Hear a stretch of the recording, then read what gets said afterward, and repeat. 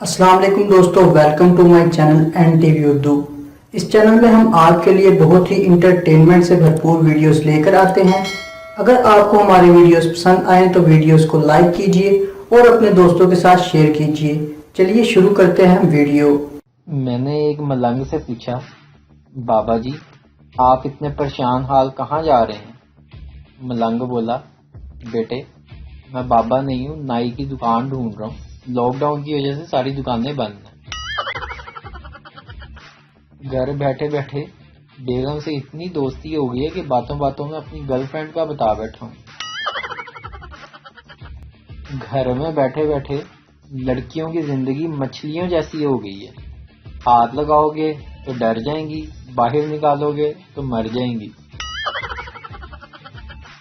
पाकिस्तानी अवाम bore तो ऐसे हो रही है जैसे पहले ये सारे लोग साइंसदान लगे हुए थे। मोहब्बत के पहले हफ्ते में लोग एक दूसरे का ऐसे ही ख्याल करते हैं जैसे प्राइवेट अस्पताल वाले मरीज का। मियां साहब की जान को खतरात थे, ऑपरेशन लाजमी था, मरियम ने जल्दी जाना था।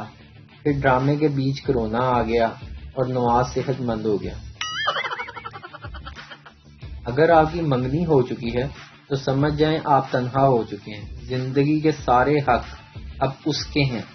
फोन ना उठाए तो उसका मतलब कि वो सोई हुई है, कोई फिल्म देख रही है, सहेलियों के साथ है, पढ़ रही है, पड़ोसन में किसी के इयादत को गई है, अम्मी के साथ शॉपिंग गई है, खाना बना रही है, नमाज पढ़ रही है, अब्बू के पैर दुबा रही है, खाला से फोन पर बात कर रही है, छोटे भाई को होमवर्क करा रही है, घर वालों के साथ है, वगैरह वगैरह।